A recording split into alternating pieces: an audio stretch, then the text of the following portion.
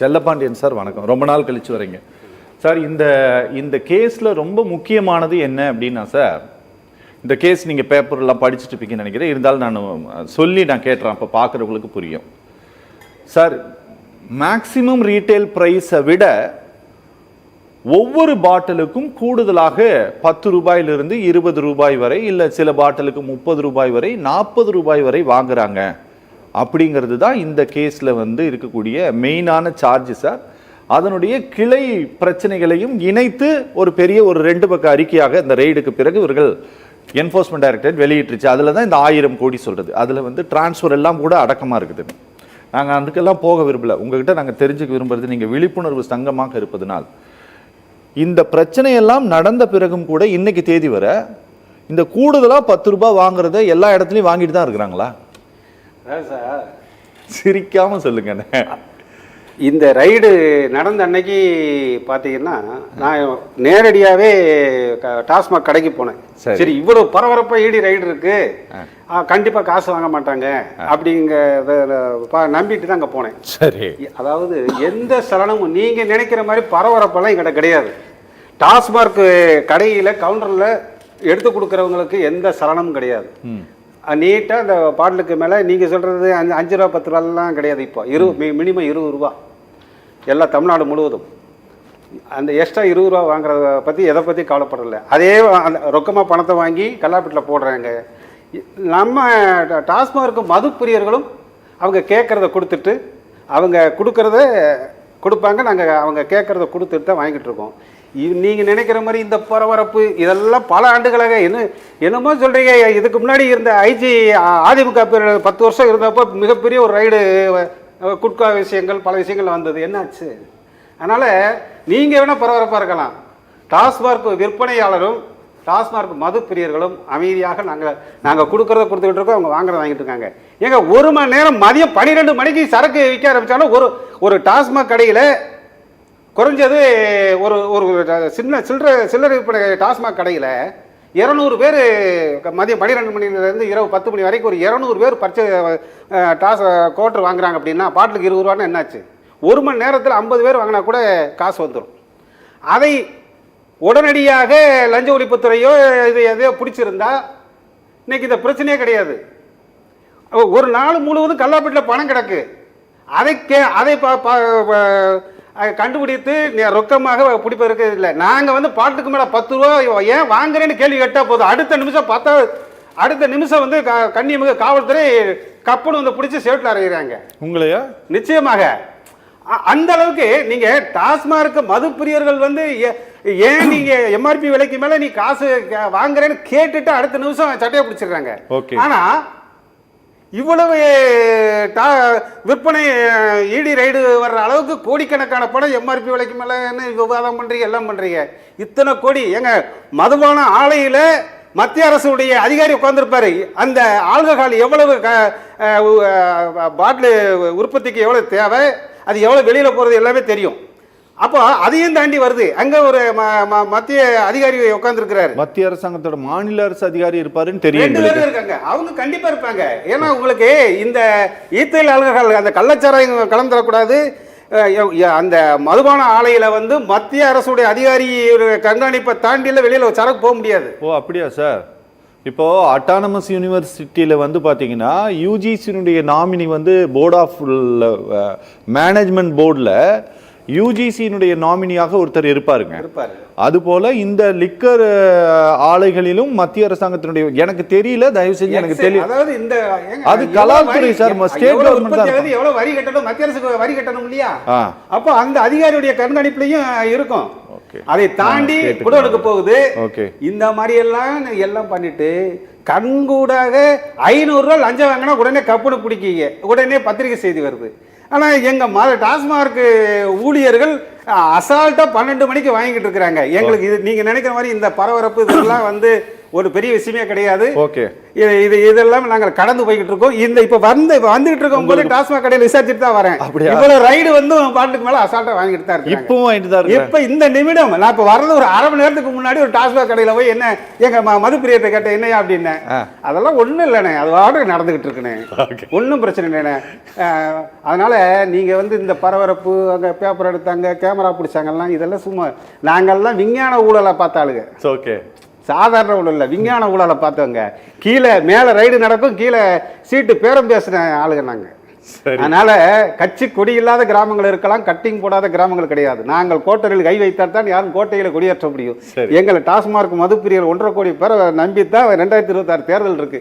அதனால எங்களை சார்ந்து இந்த நடக்கக்கூடிய விஷயங்கள்லாம் பார்த்தா நாங்கள் கொடுக்குற 20 ரூபாய்க்கு இந்த இடி ரைடில் அரசியல் களமே இன்னைக்கு ஆடி போய்கிட்டு இருக்கு.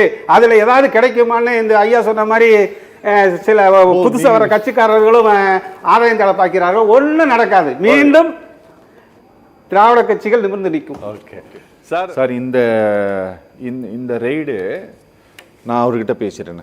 எல்லா பெரிய ஊடகங்களும் இது தேசிய அளவில் பேசப்படக்கூடிய ஒரு விஷயமாக மாறிட்டு இருக்கு. இந்த இந்த இந்த இந்த வழக்கை ரொம்ப சீரியஸாக கொண்டு போயிட்டு ஒரு 1000 கோடி அளவிற்கு ஊழல் நடந்திருக்கு அப்படின்ட்டுலாம் சார்ஜ் பண்ணி தான் இது கண்டினியூவாக சோதனை. அங்கங்கே இதிலிருந்து வந்த சட்டவிரோத பணம் எங்கெங்கெல்லாம் போயிருக்குன்ட்டு இன்றைக்கி அரசாங்கம், மத்திய அரசு சந்தேகப்பட்டிருக்குன்னா அந்த ஏஜென்சி இதன் மூலமாக திரைப்படம் தயாரித்திருக்கிறார்கள், இதன் மூலமாக ரியல் எஸ்டேட்டில் முதலீடு செய்திருக்கிறார்கள், இப்படின்ட்டெல்லாம் தான் இந்த விசாரணையினுடைய கோணம் விரிவடைந்து போகிறது. சரிங்களா சார்? நீங்கள் சொன்னீங்க இல்லையா 20 ரூபா கூடுதலாக கொடுக்குறாங்கன்னு சொல்லிட்டு, இந்த பணம் இத்தனை இடத்துக்கு போவதற்கான வாய்ப்பு இருக்கா சார்? அதாவது என்ன ரொக்கமாக பணம் சார்? நாங்கள் இது வரைக்கும் எத்தனை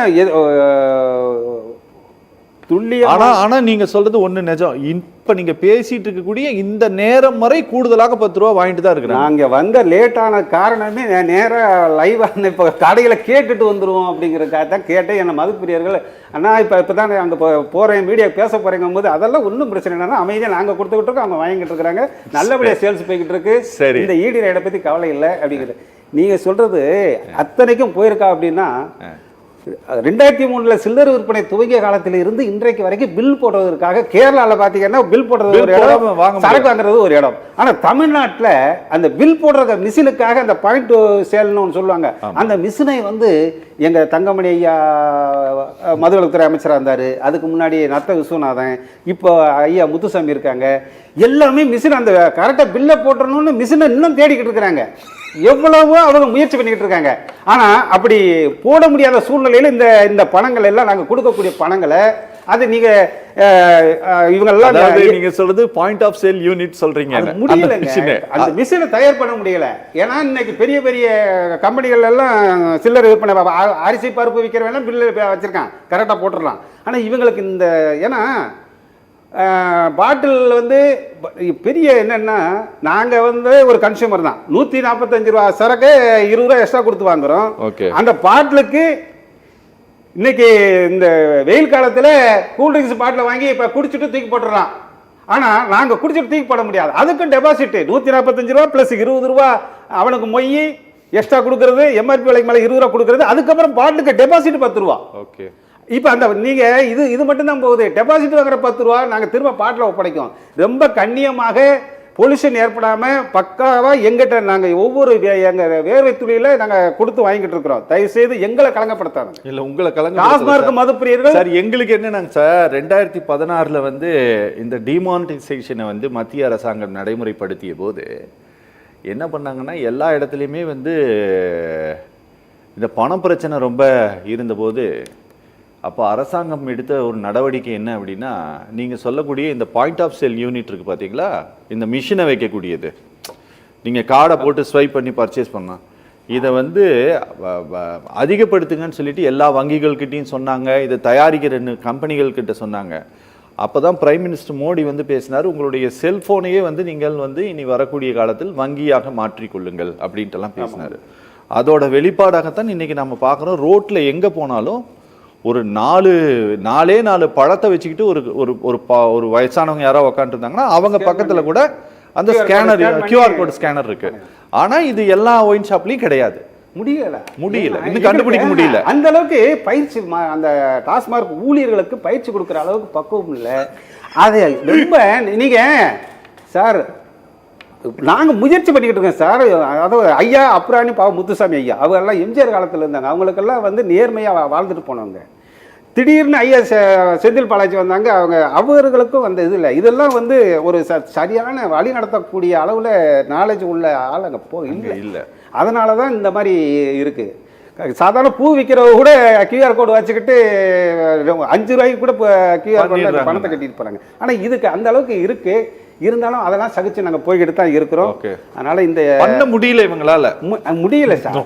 அந்த அளவுக்கு சிஸ்டம் வந்து நாங்களும் பல நிறுவனத்திட்ட கொடுத்து பார்க்கிறோம். இந்த ஒண்ணும் இல்ல, டாஸ்மார்க் நிர்வாகம் துவங்கிய பொழுது 47 வகையான சரக்குகளை அறிமுகப்படுத்தினார்கள். ஆமா, செல்வி ஜெயலலிதா அவர்கள் 47 வகையான, இன்னைக்கு 450 வகையான மதுபான வகைகள் இருக்கு. அக்கால் பிராண்டி, அட்மீர் பிராண்டி, பிரிட்டிஷ் பிராண்டி, இப்படி 450 வகையான இருக்கு. இந்த 450 வகையான சரக்குகளை ஏற்றி அதுல ரேட்டை வைக்கணும். இதெல்லாம் பார்க்க இன்னும் ஒரு 10 வருஷம் ஆகும். அதனால அதுக்குள்ள இந்த நடக்கக்கூடிய விஷயங்களை வந்து ஈடி ரைடு அந்த ரைடு எல்லாம் இது மொத்தமாக நீங்க நான் சொன்னேன், மதுபான ஆலையில மத்திய அதிகாரி நாலேஜ் இல்லாம சரக்கு வெளியில போகாது. இங்கே ஜிஎஸ்டி இருக்கு, எல்லாமே இருக்கு. ஒரு சாதாரண ஒரு டாஸ்மாக் கடைக்கு ஒரு ஜிஎஸ்டி நம்பர் வாங்கிறது அந்த பிரச்சனை வராது. ஜிஎஸ்டி வாங்குறதுக்கும் அதுவும் வழி தெரியல. நல்ல ஒரு நிதி அமைச்சர் அரசாங்கம் வாங்குவது அந்த மாதிரி எல்லாம் பிரச்சனை இருக்கு. அதையெல்லாம் நாங்கள் உள்ள உணர்ந்துதான் இருக்கின்றோம்.